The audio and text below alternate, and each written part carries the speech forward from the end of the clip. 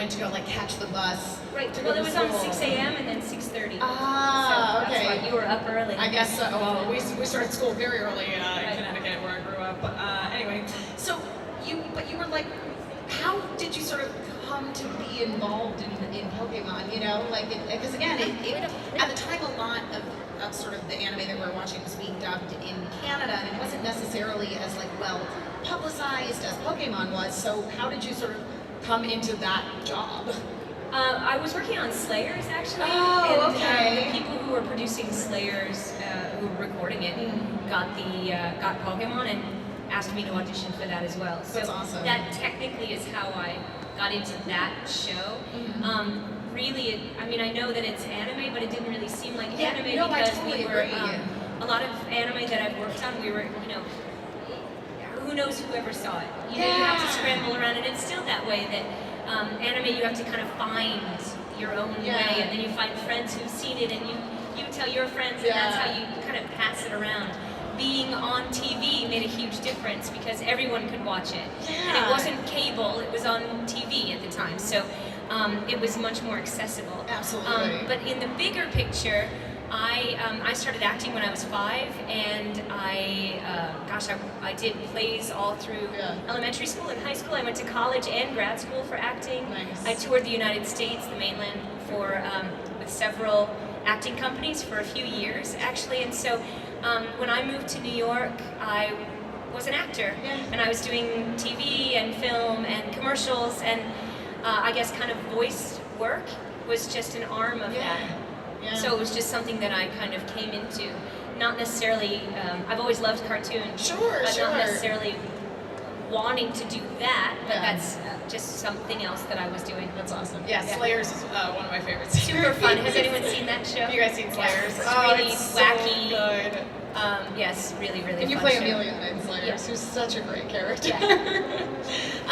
So when you started working on Pokemon, like when you got like the breakdowns basically to audition for it, we didn't get any breakdowns. Really? So basically we were called in, we got to watch a clip of the video, and then we just auditioned. There's no prep ahead of time for that audition. As with most anime, you just are, as with most shows actually, you're just called in and you see what it is and you just audition. And you just do it. So for that, there was no kind of forethought as to, gosh, I wonder what this show is, or how can I research it, or anything. It was just, can you audition for this?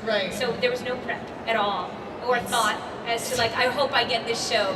But when I saw the clip of it, I loved it from the very beginning, as I think all of us did.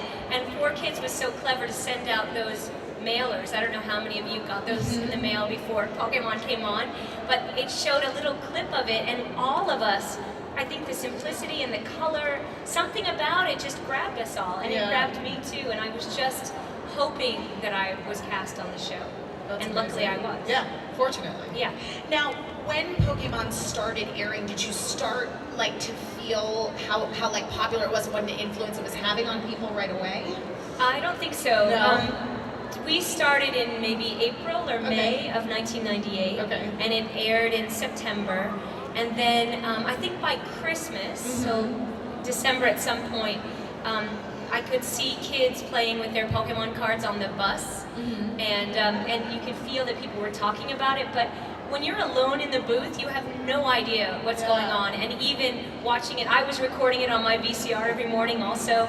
I was pretty excited about it, but we didn't really have an idea that it was going somewhere. I think really until the first movie. Oh yeah, that makes sense when it got the big theatrical release. Now, once it started, sort of gaining that popularity, did you start to like get sort of sucked into the whole like fandom world? Like, did you start doing conventions and things early on? There weren't that many conventions. I did my first one in 2002. Oh, okay. So we started in 1998. So the first one that I was invited to was 2002. Wow. And that was in New Zealand and Australia. And then I guess there were anime conventions around, but to be invited to that, I didn't really do a lot on the internet, and I really don't still. But so I just wasn't contacted for stuff like that. And for shows, you really have to be invited to go to them. So I didn't just kind of show up at exactly. but I was interested invested in it. But at the same time, I'm an actor, so I'm always working. I'm looking for work, and things would just kind of come to me in a way of like, can you come to this convention? I certainly love it, and it's been an amazing thing to be able to travel around the world to meet people and talk about the same things that we love, our shared interests, and that's been incredible. But I was probably later coming to that party than most. Well, and I think that you're right though too, that like back when Pokemon was first becoming a thing, I think it was before sort of the convention explosion. Yeah, even 2002 there weren't that many. That's great. Now, okay, so you worked on Pokemon for 8 years, and then somewhere in there is when you started doing Ninja Turtles? Ninja Turtles was 2003 to 2007. Oh, okay. And that was part of the whole, I was on pretty much all the cartoons that were on that Saturday morning block. Right. And with Ninja Turtles, did you guys do cast record, or were you in the by yourself? Pokemon and most of the anime is all prelay. So I mean, we're dubbing to picture for those. Ninja Turtles and other shows that I work on now are prelay, which means we record it like a radio play. We're all in the booth together, and then the picture is drawn later. But for the most part, we were all together for Ninja Turtles, which was pretty amazing. Every other show I work on, I work on Sailor Moon right now, and I just met Robbie here, and we're on the show together. So there's a lot of people that I don't even know we're on the same show together. It was kind of implied that you were sort of like had a little thing for him too in Sailor Moon Crystal. So is that right? Yeah. Sailor Pluto's got a thing for King Endymion. Oh yeah, is that what he plays? Yeah. Oh, because he's Tuxedo Mask in the future.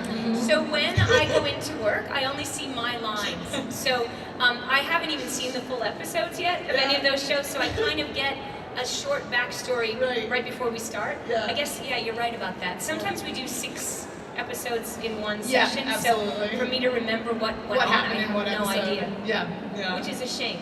I need to watch them actually now.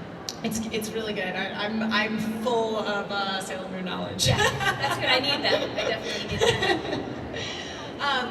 So I want to open the floor up for you guys to ask questions as well. We have a microphone set up, so if you have a question that you would like to ask Veronica, feel free to come on down and just line up, ask questions.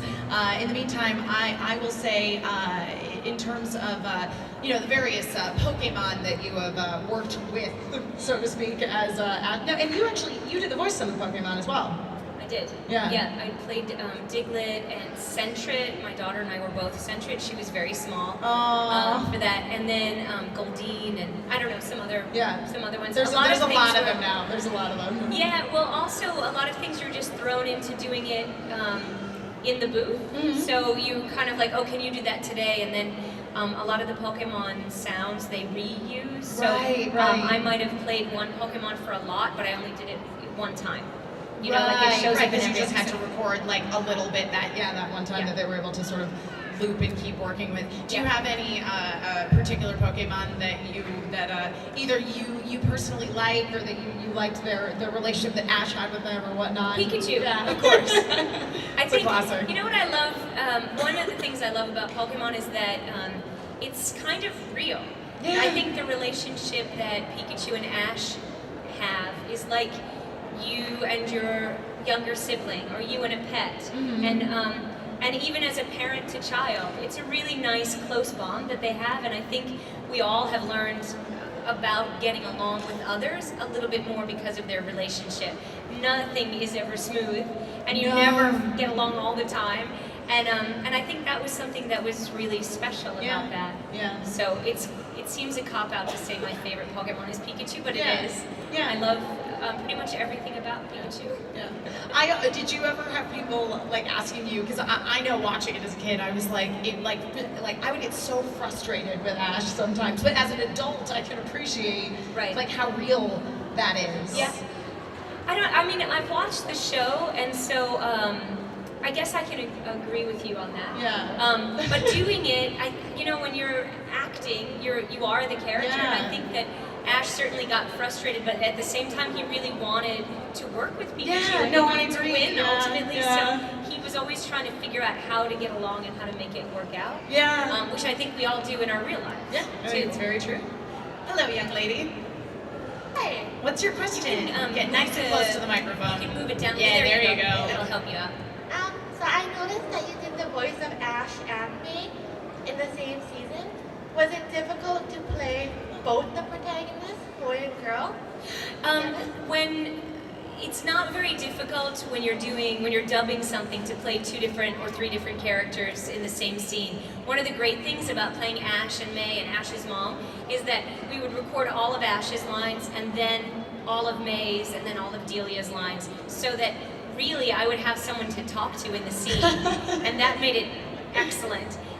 When I would go in usually first because I got up earlier than most people, so you're recording and kind of skimming through the script and kind of guessing at how the other character is going to talk to you, and then you're responding from that. So this way I got to respond to myself, and it wasn't so hard to play both characters because then I created a scene, you know, and it was super fun like that. When I do audiobooks, I do all the characters in real time. And even on Ninja Turtles, it's the same. If you had characters in the scene, you were flipping back and forth. And that makes it a little more tricky because you have to really know the characters more so that you can flip back and forth from character and voice and all of that. And then the last question is, who do you support together with Ash? I think Ash is 10, Ash. so I'm not really thinking you should be dating anyone. I would have to say May if I had to choose because I played her, so it would be easier, you know, to go home for holidays. Awesome. Yes, Hello.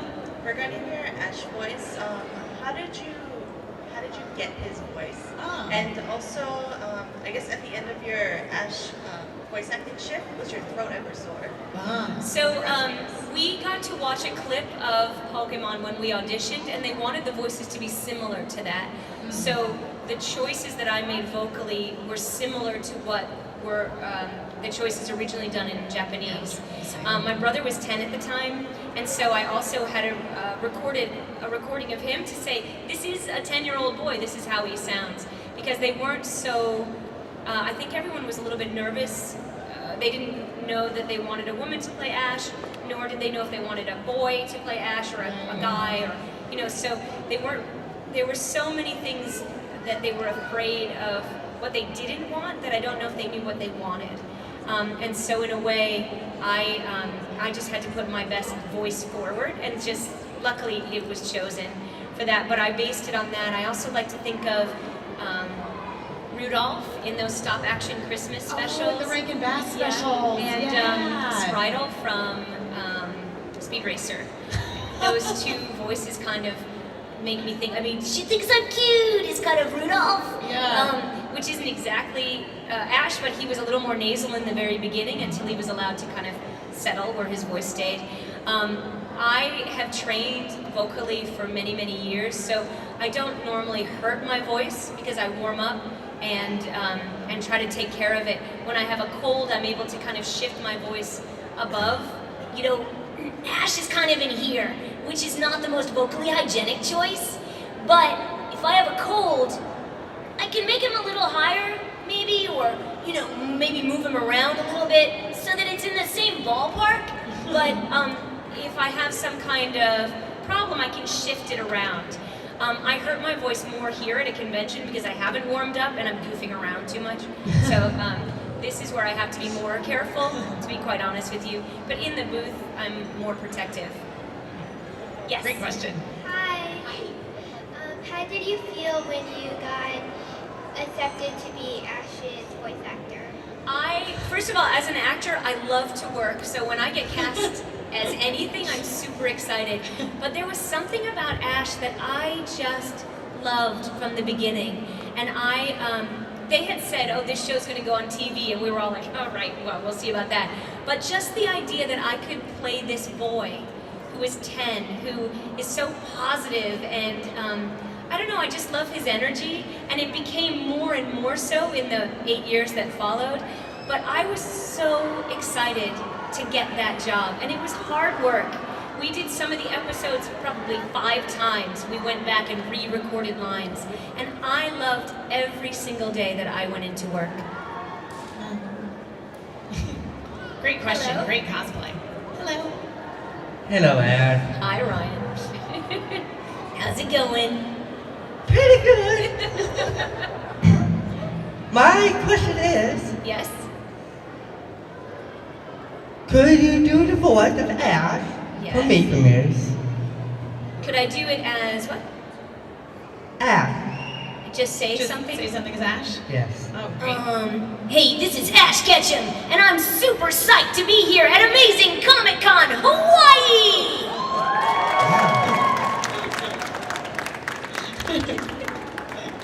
I like your cosplay. It's great.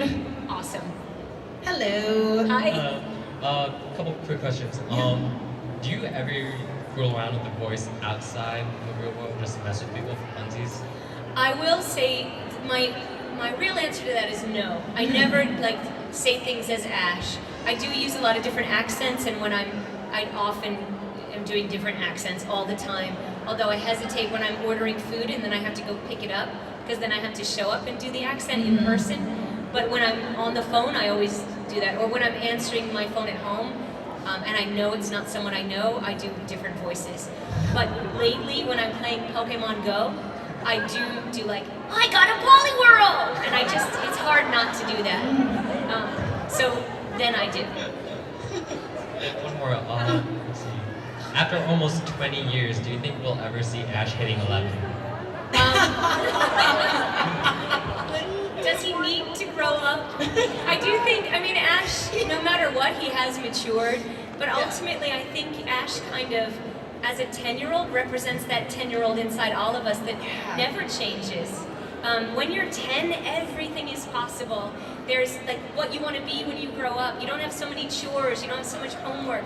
You can just let your imagination go. And as an adult, coming back to the show to watch it, we all kind of jump back into those tennis shoes and become 10 again. And there's something so wonderful and freeing about that. And that reminds us, as adults especially, that anything is possible, and kind of retunes us, I think, to say, oh yeah, what did I want to be when I was 10? And how far have I gone from that in either direction, in a good way or a bad way? And so I don't need him to not be 10. I love that, and I love that he stays positive, or he can. I admit to you that I haven't watched the show since we were replaced after season 8, so I don't know exactly how he is now. But Ash, for me, is that ever positive guy who's just going for his goals but doesn't step on someone to get them, and really learns from the people that he's around, much like I do with all of you. And so I don't know. I'm hoping he doesn't become 11. Thank you. You're welcome. I know, I'm like, how long are the years in the Pokemon? It just goes and goes. Hey, when you're traveling with just your underwear and your backpack and no money, and you're eating rice balls that are called hamburgers, I guess you're like eternal, right? Is that what it's like Loco Moco here. That's kind of like Pokemon food, I think. I used to play Pokemon in real life when I was a kid. Oh yeah. And I would pack a backpack. I would have it like a change of underwear. Yeah. I didn't go. I'd bring a sleeping bag, a change of underwear, and like mini Babel cheeses. You know the ones in the wax. That's perfect. Yep. Like little poke cheeses. Yeah, exactly. Yeah. Exactly. I like that. Hello. Hi. Why did you start doing voice acting? I started doing. Okay, this is kind of complicated. It's why did I start doing it? I wanted to be an actor since I was 5. I did a play. I did Goldilocks and the Three Bears, and while I was in that play, I decided this is what I want to do for the rest of my life, and that means everything. Being in a play, or being on TV, or doing a commercial, or doing cartoons. I have always watched cartoons, and it's one of the things I loved. I was always doing interviews in my room with my stuffed animals, or like weird voices. I happened to get an audition for a cartoon, and that started me. I got cast in that, and then they recommended me for something else, and I got cast in that, and it just kind of snowballed from there. But the first job that I did voiceover for was the Batman stunt show, because I do a lot of stage combat, and I did all the voiceover for that. And that was my first real job before cartoons, actually. So it just kind of came my way, and I really like it.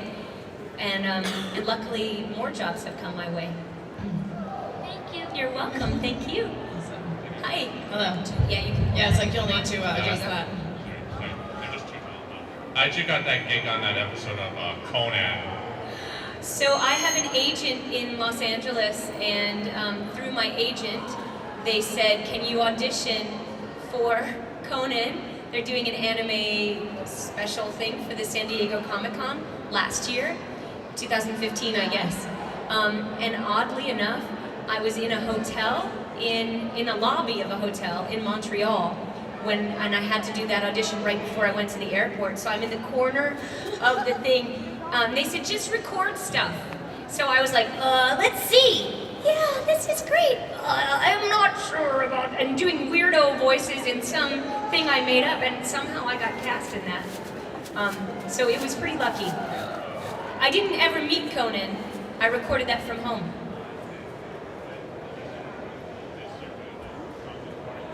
Did they do, oh, they did something else on it? I didn't see that. Oh, okay. Hi, nice costume. Yeah. Hey, I'm Optimus Prime. What's Yes, that? you Oh, are you Optimus Prime. Two questions. Okay. How many Pokemon does Ash Ketchum has? How many Pokemon does Ash have? Do we really need to count? I mean, how many Pokemon cards do you have? I'm just trying to get out of this answer because I have no idea.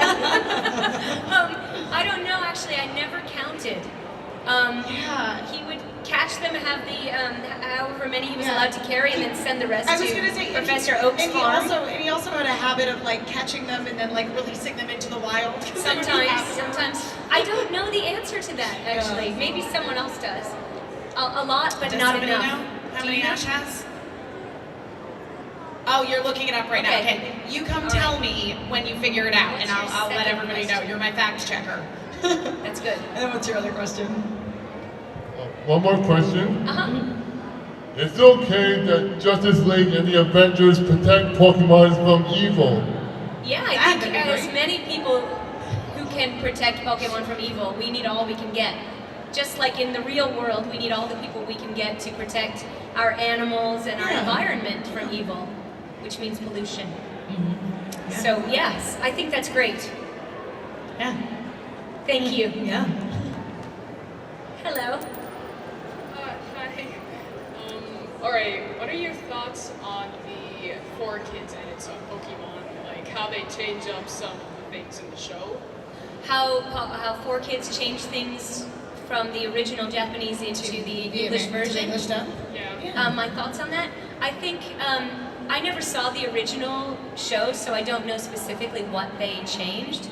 But I do know that for standards and practices for broadcasting, there's certain things that can't air, especially on a children's clock on a Saturday morning. So I know that a lot of things were changed because if they weren't changed, they wouldn't go on the air. Yeah. So I know a lot of people have problems with that. I don't know. I mean, there were never guns that I know of in Pokemon, but other shows there were, like One Piece, and I don't think that has any place in children's programming. So in some ways, I think it's great that we got to see the shows, and they didn't change the things they never would have aired. So I'm happy they aired overall. Anyway, I have one last question. Uh-huh. Have you ever? Oh. Yes, Oh, okay, I sorry. ever see. Have you ever seen any of the theories online of Pokemon, like Ash is in a coma or things like that? The theories online that Ash is In a coma the whole Oh, time. Ash is in a coma. I haven't seen it, but I've heard about it at conventions. I would just like, if he really is in a coma, it would be awesome at the end if he woke up and I was the voice of Ash going, hey, oh my, you wouldn't believe the dream I just had. That would be kind of cool, I think. It would be, I don't know, in a small way it would be sad. It's like, did anybody see the Doctor Who with Donna Noble? Oh, And, my goodness. So in a way, all that Ash has learned through all this time is just gone because he wakes up. You know, that would be sad to me. And I think, so I kind of don't like that, but at the same time, if he woke up and got to start the journey right from there, then we started all over again. I don't know. There's pros and cons to it, I think. Yeah. I got an official answer from a fact checker over here on how many Pokemon Ash has. Yes. According to AnimeStackExchange.com, 3,309. Wow, that's a lot of poke food. That actually, if he drops them all off at Professor Oak's, that's a pretty big farm. That is, He yeah. must have. Yep. Hello. Hey, how's it going, Veronica? Hi. Hey, try say, let's go, Pikachu. You want me to say that? Yeah. Let's go, Pikachu. Say, Pikachu, I choose you. Pikachu, I choose you. Yeah, so, This is like This is like yeah, back when I was a kid back then, Yes. I noticed when the original generation started it, I noticed your voice, your character Ash's voice sounds like kind of rash, like, come on, Pikachu, let's go. Like In that. the very beginning? Yeah, in the very beginning. I think it was a little more down here, kind of, I don't know. We changed studios after the first season also, so the sound of the show did change when we had new people mixing it, and the studio sound was different. So some of the change had to do with the place being different as well. I think for myself, doing his voice, it kind of slid Sounds into where I kind of think... gold, like a little boy and all those things. Yeah? I remember I was like 4 years old back then, or Yeah. 5. Yeah. When the anime started. Right. And my cousin used to play that game and all these things. What, like... Oh, Red and Blue. Right, right. Yeah. That's what I was talking about. So was it kind of? Didn't you play May? I did, yeah, May, and also Ash's mom. Yeah. Try to say it like one thing from May's voice. Like say, Torchic, I choose you. Torchic, I choose you! Did I so- ever say I choose you on the show? I'm not sure. What about Max, sit down. That's what she would say. and back when season 9 started, how come you left? They played a noise. Pokemon USA Yeah, it took wasn't a left. Pokemon USA took the show from 4Kids at the end of, or close to the end of season 8. They didn't renew the contract, and they told us, we found replacements, we don't need you anymore. So essentially we were fired from the show. So we didn't have the choice to go on with the show. I know we all would have had we had the choice, but it was Pokemon USA's decision, and still continues to this day to be their decision. It kind of sounds like, from the very beginning when the anime started, how his voice sounded kind of rash and angry and all those things. And he sounded like he's selfish, he wants to become a Pokemon master. He was pushing too hard with himself. He's putting too much expectations with himself to reach his goals and all those things. Right. I think that's an interesting thing. In the beginning, Ash was a little harder on himself because he was more insecure. Getting all kind of want to show off and all those things. Trying to show pride with himself. Yeah. And did you play a side character in Yu-Gi-Oh? Yeah, I've played a bunch of characters on Yu-Gi-Oh. This is one boy that was reading Serenity in the hospital. Little young boy in the hospital room with Serenity. Yeah. When she was that all being recovering. recorded in like the same studios as Pokemon, or All is the it- 4Kids after all the 4Kids shows were done in the same studios. The same. At one point there was two studios, and then there was 3, and then there was 4. So as it grew. And did you play Dinosaur King? I did, I played Max on that show. And some other characters. Fighting Foodons and Shaman King and Tai Chi Chasers and I don't know, you name it. It's kind of funny. I forgot F-Zero, someone just said the other day, I and feel G.I. like Joe. Doing like 4Kids stuff back then, it was sort of like being part of a repertory theater company. It was, actually. It was really amazing, actually.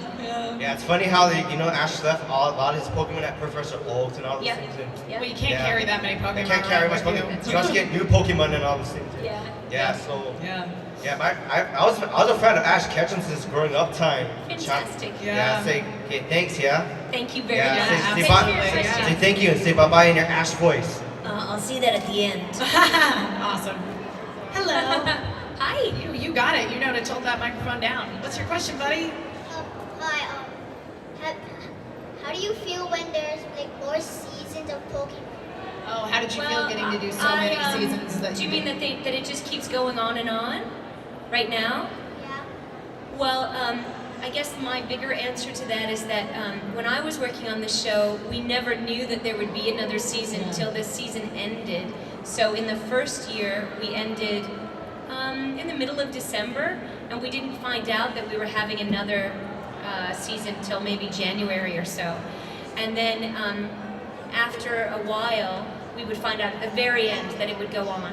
So it was always really exciting. As an actor, you never know if you're going to have another job again in your life, so it was pretty fun to know that we had that. Honestly, for me now, it's really weird to see that the show keeps going on and I'm not part of it. It makes me a little bit sad, but it also teaches me about how to look forward and not always look back. Yeah. So, thank you. Good question. Hi. Hello. Hi. Can you move your Yeah, microphone tell the mic up a little bit, buddy. That's perfect. I was wondering if you could do the voices, all the voices that you do. If I could do The what voices? All the voices of Pokemon. All the voices of Pokemon? Like that the ones that you've done, like Ash. Let's get a little Ash's mom, Ash's baby. mom says, "Don't forget to change your underwear." Mom, come on, cut it out. I guess that's just what moms say. Yeah. Thank you. You're welcome. And It's fun, you get to just have conversations with yourself. Yeah, like my real life. Yes. I honestly like the first seasons first because like, all the new ones are super shiny and everything. Oh, right. But Right. the old ones, I liked it because it was super simple and it wasn't. That's what I like too. That there was a simplicity about the kind of the early days of Pokemon. Yeah.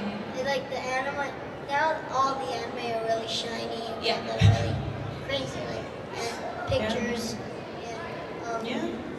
forgot what I was Well, you know what I think too is that when it was more simple, I think it helped your own imagination to fill in. And so when we watched the show in the beginning, let's say, even the first let's say four seasons, it's easier for you to go out and play Pokemon with your friends then, because it kind of sparked your imagination and your own creativity. Now it's shiny and there's a lot going on, and it does it for you in a way. And so I think that's what drew me to really loving Pokemon, was especially the very beginning as well. A few of the like other seasons that you weren't in, I noticed really easily that the voice was super different.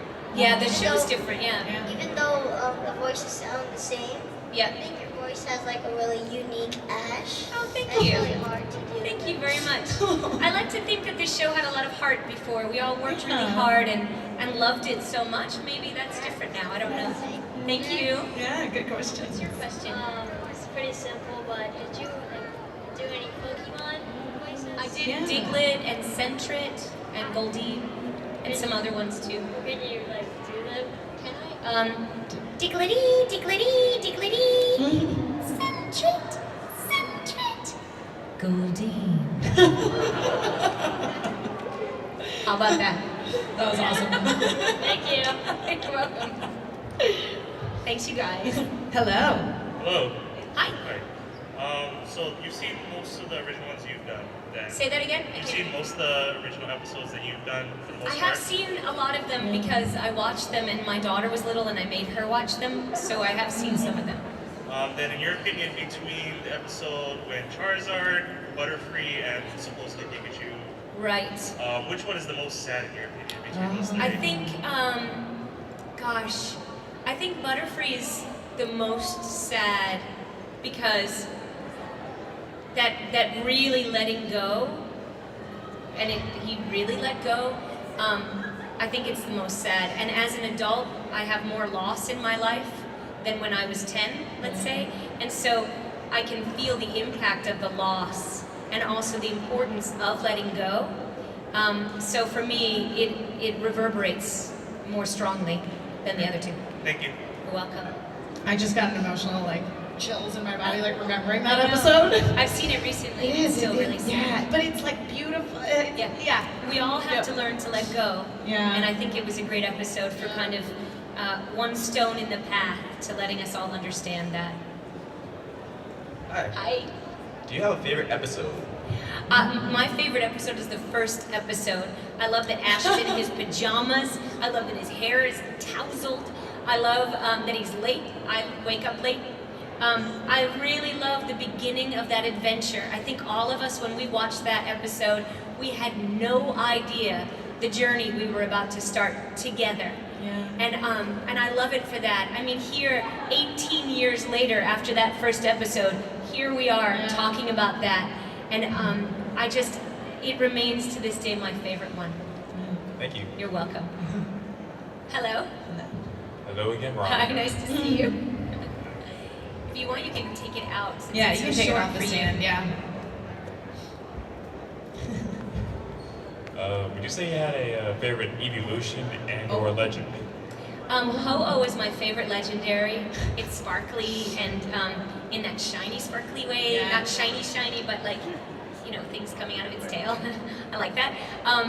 I also like that I don't know a lot about Ho-Oh ultimately. And I like Eevee. And I like the idea that Eevee evolves into so many different things, or beings, or Pokemon. But the standard Eevee is my favorite one. I feel like that is what Ash would answer as well, since Ash Yes. was so like because he never like evolved Pikachu. He doesn't push you know? anybody past their limits. Yeah. Do you have a favorite evolution? That would be Espeon. Espeon, that's a good one. That's a good one. How about legendary? I'd have to say Lugia. Lugia? Lugia's pretty cool. Nice. Yeah, thank you. Thanks. All right. Just tilt that down, buddy. Perfect. Hi. Do you have any reason why Pikachu won't evolve? Why Pikachu won't evolve? Do you have any siblings? Do you have a brother or sister? Yes. Do you have any reason why they won't do what you want them to do? Sometimes. I think ultimately, I don't think you can really force anyone to do something they don't want to do or they're not ready to do. So I guess there's something about Ash and Pikachu staying the same that's really wonderful, and that they both mature and their relationship matures, but they stay the same. So other than that, I don't know why it doesn't. I like it because I love Pikachu just how it is. And I know as a parent, that's probably the wrong answer to give, because you want your child to grow up to be the best, whatever they want to be. But I don't know, I kind of like that Pikachu stays the same. Okay, thank you. You're welcome. Hi. Hello, hi. I just want to know, like, instead of the episodes, like, how much Pokemon movies you did, and how is it, like, different from recording from the, like, doing regular TV shows, going to the movie, Pokemon movie? Right. So I did the first 8 movies. We basically did 1 movie per season. And so I did all 8 of those. In the beginning, the first 1 or 2 movies, we actually went to a bigger studio where the screen was enormous, and we were in a huge room, and we got to record it like a real movie. Yeah, and then it was the first day. Yeah, it was amazing, and just incredible, because when we record the series, it's just a tiny screen, and you're at your little podium, and you're in a small booth, and it's the same work, but you're in a smaller space. And then later, we did the movies where we recorded the show. So it kind of became, it was still bigger and more important, but it was in the same space. Do you realize, like, how well the movie actually did well in the box office when it first came out? Yeah, the first movie was the first movie premiere I ever went to, and I got to go. I lived in New York. I got to go to LA for that premiere. And where did they do the premiere? At Man's Chinese Theater. Oh, okay. It was really neat. That's so cool. Yeah, it was incredible, and that was one of the highest-grossing movies. Thank you all at the time, because when you consider the tickets were less expensive then. It opened over Thanksgiving weekend. Most of the tickets were half price because they were children's tickets, and there was just nothing like that at the And time. you're giving out the free card. Like I think it was Ancient Mew, I think. Ancient Mew card. And it was just a really neat thing, and when you think about it now as adults, that your parents took you to that and they were like, oh, okay, let's go. But they took you, and it was a family event, and I don't know that we have that so much anymore. I mean, parents and kids are still going to cartoons, but there's so many of them. And it was so amazing. And I think we all feel that, which is kind of why we're all still here and talking about it too, you know? It really hit all of us the same. This is something so special and something that your parents didn't understand. Yeah. I recently watched the first movie again, and I can't believe how deep that was. And that everybody sat through it, you know, and everybody cried, and then, you know, for most people. But anyway, yeah, it was really, really neat. Thank you. You're welcome. Thank you. So it could take like the last question, but in the first two movies, you know, when Pikachu like slaps each other and then Ash is dead. Oh, yeah. And then the second movie when he unites all three birds together. Right. Like, how did you feel recording that, and like did it choke up inside or? Yeah, I think as an actor, I tend to really invest in whatever I'm doing. So certainly, if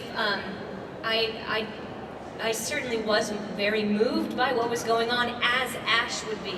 So he, you know, that time when in the first movie, when he's running down and he's trying to stop them, he feels like he can't let this go on, and that I was definitely very engaged in that. And you have to stay with it. You can't kind of take a break and like, I'm just gonna go get some water, I'll be right back, and then get back into it. You want to finish that whole flow of the scene.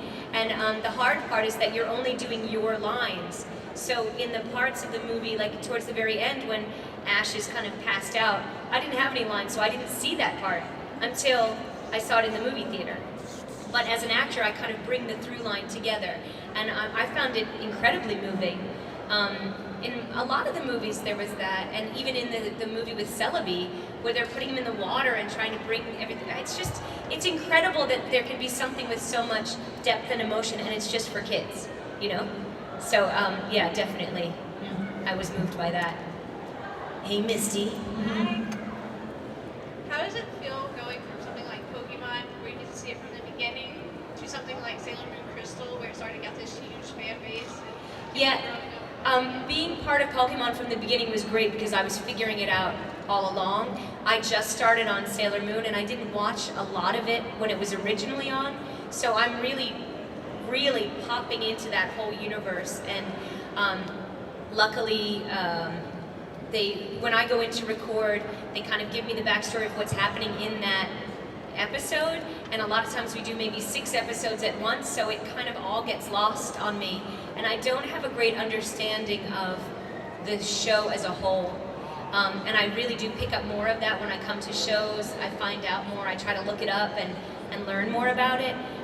Emma's going to tell me all about it. Yeah, exactly. We're going to have a brief Sailor Moon That's right. education. I'll cheat sheet on my arm. But I prefer to be in on something from the beginning, because then you really understand why you are the way you are.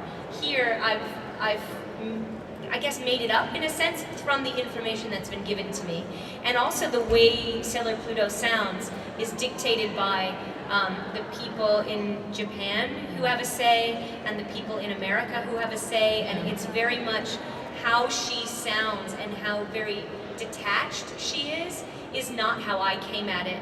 We had to go back and re-record things because as a person, I play things a bit more warmer than she is. She's very, she has a great wall around her heart, very protected.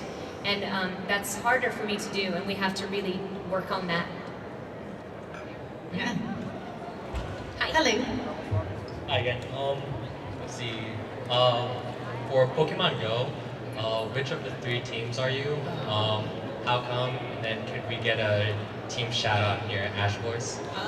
Yeah, so I'm playing Pokemon Go. I'm not very good. I'm only level 8 because mostly I'm driving in my car and I can't play. Or I forget because I'm doing some work or something. But I love playing the game. I am Team Valor. I chose it because I like what it stands for and the little synopsis it gives you on the game. I also thought the colors looked the most like Ash, so I chose Valor. And I would have to say, I'm Ash Ketchum, and I'm Team Valor! Thank you. You're welcome.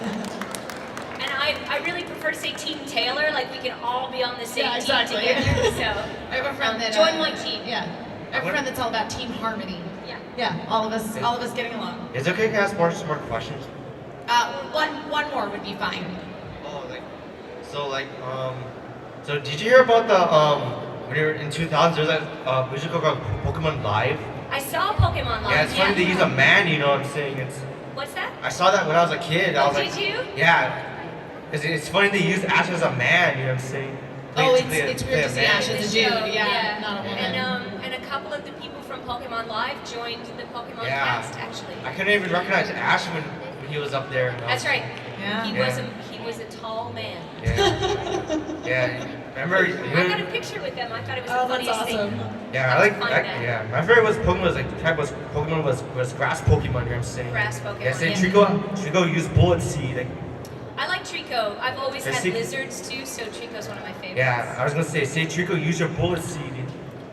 Is that one of the bullet seed? Yeah. Trico. Use bullet seed. There you go. Awesome. Thank you. Hello. Hi. Just out of curiosity, did it surprise you to learn that Slayers was going to be getting a new series? For the Evolution yeah. or Revolution? Yeah. Yeah. It was very exciting to get the email, I was going to say the call, but nobody calls anymore, to find out that Funimation had decided to use all of the original cast. It was really exciting and to be kind of back in that world again, and yeah, I was really happy. I always wish that it comes back again, because it was such a super, super fun show to work on. Yeah. Give it time. I'm pretty sure it's going to come back again. I hope so. Yeah. And now it's easier to find people. It so, is, yeah, and so hopefully they can find us again. And Slayers is all on Hulu or Netflix. Like you can watch all of it. Yeah, like Really? streaming on the internet. I did not know I know that. it's fantastic. I was very delighted to discover it myself. I'm gonna have to look at that then. Thank you. Yeah. Thanks. Hi, Veronica. Hi. Which voices did you do on Gundam Unicorn? On Gundam. Yeah, So on is it- Unicorn. I think in Gundam Origin. It says both Unicorn and Origin. Then Did- probably. Gundam Unicorn. You know, I don't know that. It may be listed online. I played women on that show. The reason I don't remember is that I was called in to do that, and I never said my name in it. Do you know what I mean? So I'm always looking at it, only looking at it in the script, and then flipping through to the next line that I have. I don't know the names of those characters, but I'm in 1 and 2. I know in LA they just had Gundam Origin, yeah. a 3. Actually, it's next weekend. They're I'm in at the Oktoberfest. 1 and 2. Of Oh, that. okay. But I don't know the names of the characters that I played. Okay, I should actually write that down somewhere. Yeah, 'cause I I've don't actually know. seen Unicorn in the original Japanese and then also the dub version. So Okay. It's a good Yeah, dub. I'll try to find out. Yeah. I'll ask Stephanie about it. But my actual question is, how much more liberating is it to do voice work off the camera? Off camera? When you can just do voiceovers instead of being on a set. Oh, people actually watching yeah, you. to not be on there's camera. something really great about, I can go to work and play a 90-year-old woman, a 10-year-old boy, a sheep, a pig, whatever, all in the same day. I don't have to get into hair and makeup. I don't have to learn the lines ahead of time. I can just go and work. It's the same doing audiobooks too. I prep the book to kind of decide who the characters are and how they all fit together, and then I just read a book all day, which is really fun and hard to do, but it's very freeing to just create. I love being on stage, so I like the rehearsal process, and I like working with other people and having an audience participate in the show. So it's two totally different things. I've been lucky in my theater career to play all different ages on stage, so it hasn't hindered me so much. I played Jim Hawkins in Treasure Island on tour, so I played a boy.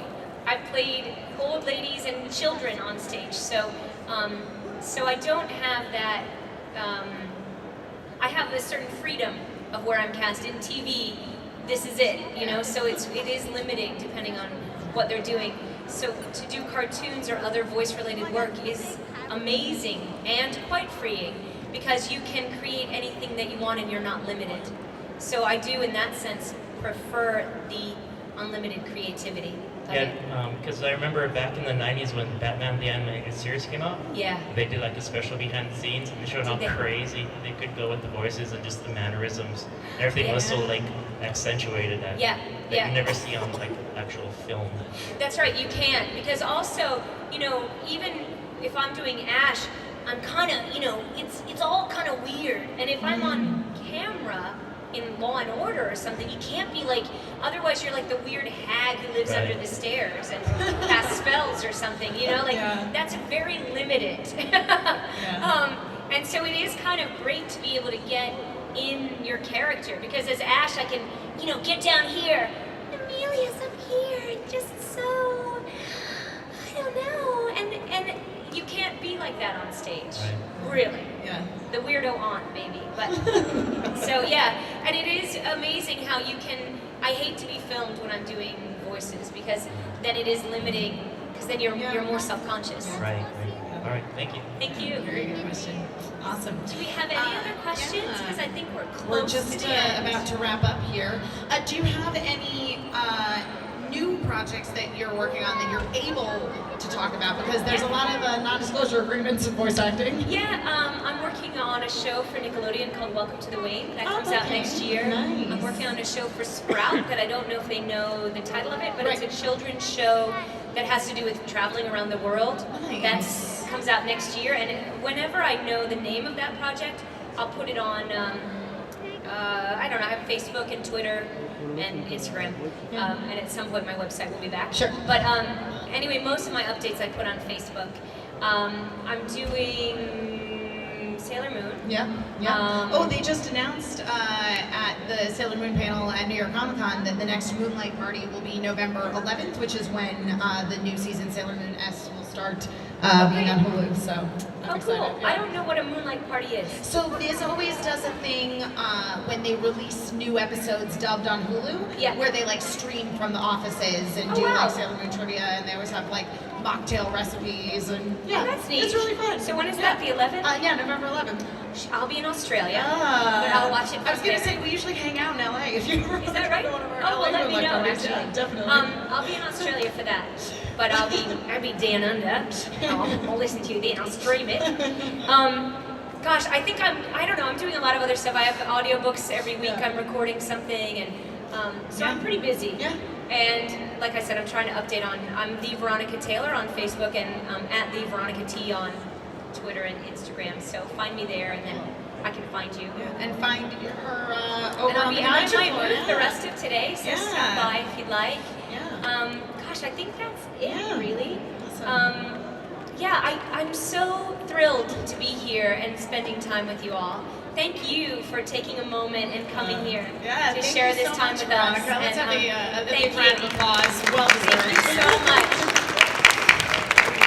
Awesome. I did have the best Pokemon. Oh, at Tamura's.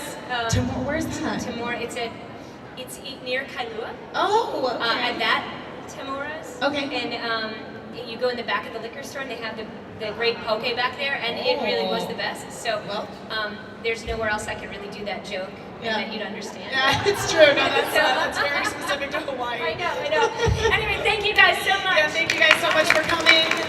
Stick around. We've got more great programming coming your way. Coming up next, we have an animation spotlight with the fantastic Matt Nastos. So stick around and thank you, visit Veronica. Thank you so much. Yeah, thank you, Veronica. Thanks, guys. Bye, guys. She does.